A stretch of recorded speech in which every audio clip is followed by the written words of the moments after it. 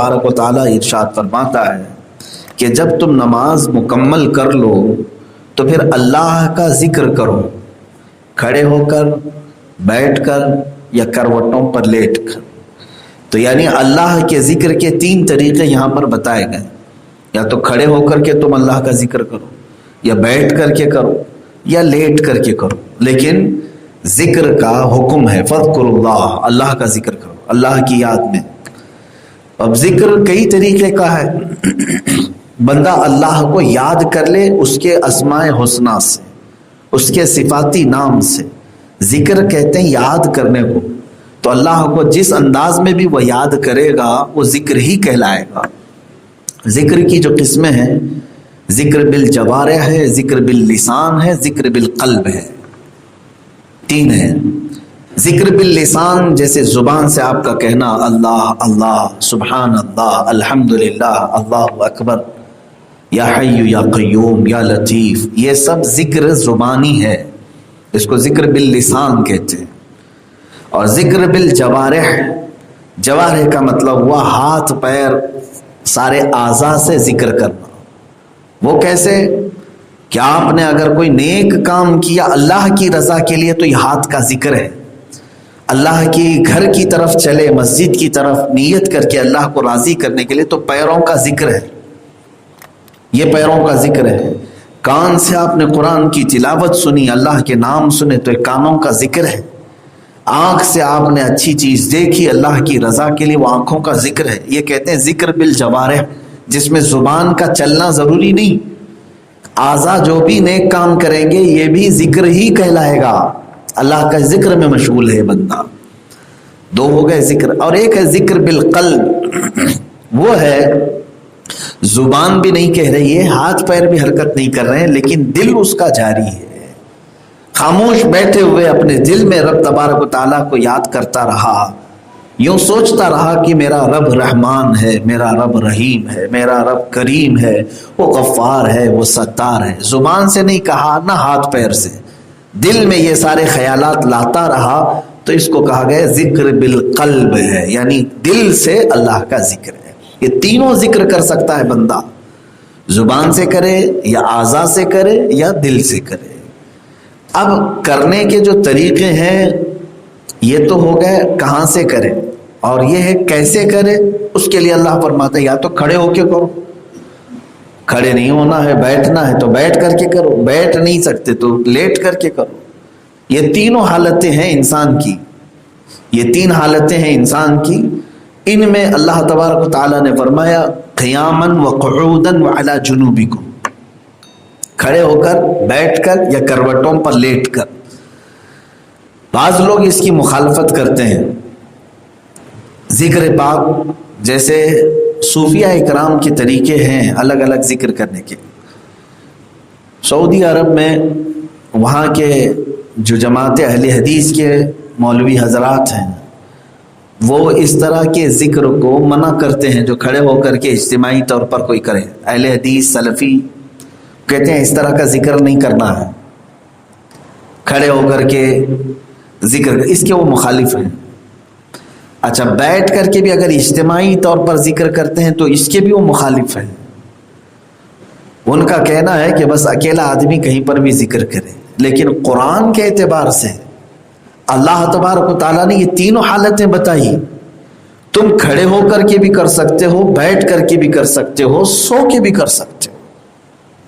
اسی سے یہ بات بھی سمجھ میں آتی ہے، رسول پاک صلی اللہ تعالیٰ علیہ وسلم کی بارگاہ میں سلام پیش کرنا، سلام جب پیش کرتا ہے تو کیا کہتا ہے معلوم ہے؟ حضور صلی اللہ تعالیٰ علیہ وسلم پر جو سلام پیش کیا جاتا ہے وہ در حقیقت اللہ کی بارگاہ میں دعا کرنا ہے۔ ہم دعا کرتے ہیں، درود پڑھیں آپ، درود میں کیا ہے؟ اللہم صلی علی سیدنا محمد، اے اللہ ہمارے آقا محمد صلی اللہ علیہ وسلم پر رحمت نازل کر، درود بھیج۔ ہم تو یہ کیا کر رہے ہیں؟ دعا کر رہے ہیں۔ حضور پر جو درود ہے نا وہ در حقیقت دعا ہے اللہ سے، ہم اللہ سے کہہ رہے ہیں کہ اے اللہ تو رحمت نازل فرما۔ الدعاء هو الذکر، اور فرمایا گیا دعا ہی یہ ذکر ہے۔ اس کا مطلب ہوا درود پڑھنا بھی کیا ہوا؟ ذکر ہے. درود بھی کیا ہے؟ ذکر ہے. اب اس درود پڑھنے کا کوئی سسٹم ہوگا؟ جو لوگ یہ کہتے ہیں کہ تم لوگ نماز کے بعد کھڑے ہو کر مدینے کی طرف منہ کر کے کیوں درود پڑھتے ہو، سلام پڑھتے ہو، ان کے لیے قرآن کی یہ آیت کافی ہے. اللہ نے فرمایا نماز مکمل ہو جائے تو کھڑے ہو کر کے ذکر کرو، یا بیٹھ کر کے کرو، یا لیٹ کر کے کرو، جس کی جیسی طاقت ہے ویسے کرے. ہمیں کھڑے ہونے میں ادب زیادہ لگتا ہے، کھڑے ہو کر کے ادب کرتے ہیں. جس کو بیٹھ کر کے کرنا ہے وہ بے ادب نہیں ہے، وہ اس کی اپنی استطاعت کے مطابق. تو بہرحال حضور اکرم صلی اللہ تعالی علیہ وسلم کی بارگاہ میں درود بھیجنا یہ بھی ایک طرح کا ذکر ہے. ذکر ہے. الدعاء ہوا ذکر. دعا کرنا بھی کیا ہے؟ ذکر ہے. اللہ کو یاد کرنا. اب یہاں پر ایک اور مسئلہ میں آپ کو بتا دوں. اللہ کے ذکر میں کیا کیا ہے؟ دیکھیں بعض لوگ اب یہ سوال کریں گے آپ سے، حضور پاک صلی اللہ تعالی علیہ وسلم کی نماز تو نماز ہے، فرض نماز ہو گئی، چلے جاؤ بس کافی ہے. بعض لوگ یہی کہتے ہیں تم لوگ نماز پڑھتے ہو، پھر تسبیح پڑھتے ہو، پھر دعا پڑھتے ہو، پھر الگ الگ وظیفے کرتے ہو. یہ سب کہاں سے؟ یہ سب بدعتیں ہیں جو تم نے اپنے طریقے سے شروع کیا ہے. بعض لوگ اس کو یہی کہتے ہیں بدعت. قرآن کے حکم پر عمل کرنے کو بدعت نہیں کہا جاتا.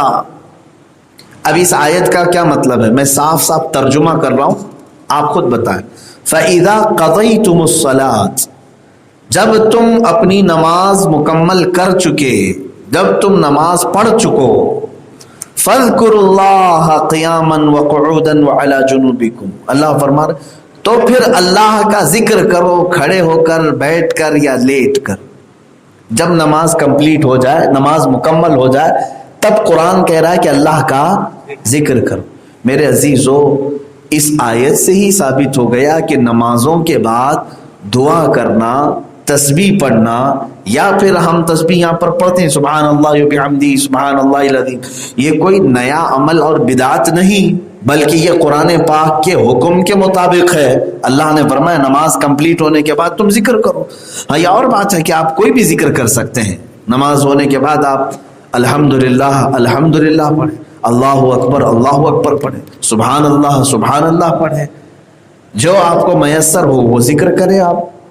لیکن انکار نہ کریں کہ نماز کے بعد یہ ذکر کہاں سے آیا. قرآن کا حکم ہے کہ نماز حکم مکمل ہو جائے تو اللہ کا ذکر کرو. اب ایک حدیث میں یہ بھی سنا دیتا ہوں. نماز پڑھ لی آپ نے، یہ تو تمہارا فرض تھا جو تمہارے اوپر باندھا ہوا ہے. نماز تو پڑھ لیا، اس کے بعد اللہ سے اگر کچھ مانگا نہیں، دعا ہی کیا ہے؟ ذکر ہے. دعا بھی کیا ہے؟ ذکر ہے. اللہ سے مانگا نہیں، دعا نہیں کیا، کچھ بھی اپنے لیے یا آخرت کے لیے، دنیا کے لیے، مومنین کے لیے، کسی کے لیے دعا نہیں، فوراً بھاگ گیا.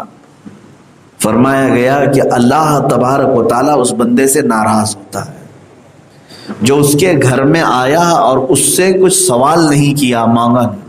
دیکھیں اللہ تعالیٰ کی شان عطا کیسی ہے. دنیا والے مانگنے سے ناراض ہوتے ہیں، ارے پھر آ گیا مانگنے کے لیے، ایک بار دے بھی دیا، دوسری بار اس کو راستہ پھیر لیتے ہیں، ارے یہ سامنے کرے گا، سامنا ہوگا اس کا، پھر یہ مانگ لے گا. مانگنے والے سے تو دنیا منہ پھیر لیتی ہے، اور وہ رحمان ہے، نہ مانگنے پر ناراض ہو رہا. نہیں مانگو گے اللہ سے تو وہ ناراض ہے. فرمایا گیا کہ اللہ تعالیٰ ناراض ہوتا ہے اس بات پر کہ اس بندے کو اب میری حاجت نہیں رہ گئی، یہ بندہ اب میرا محتاج نہیں ہے جو مجھ سے سوال نہیں کرتا. اسی لیے بزرگوں نے فرمایا کم از کم مسجد سے نکلنے سے پہلے اتنا تو کہہ جاؤ، ربنا آتنا فی الدنیا حسنہ وفی الآخرۃ حسنہ وقنا عذاب النار. 3 چیزوں کو اس میں مانگ لیتے ہو تم. اے ہمارے رب، دنیا میں جو اچھائیاں ہیں وہ عطا کر دے، آخرت میں جو اچھائیاں ہیں وہ عطا کر دے، اور جہنم کے عذاب سے مجھے بچا لے. بس اتنا تو کہہ کے جا سکتے ہو. یہ تمہارا سوال ہے اللہ کی بارگاہ میں، اور اسی کو ذکر کہا گیا ہے. یہ کیا ہے؟ الدعاء هو الذکر، دعا ہی ذکر ہے.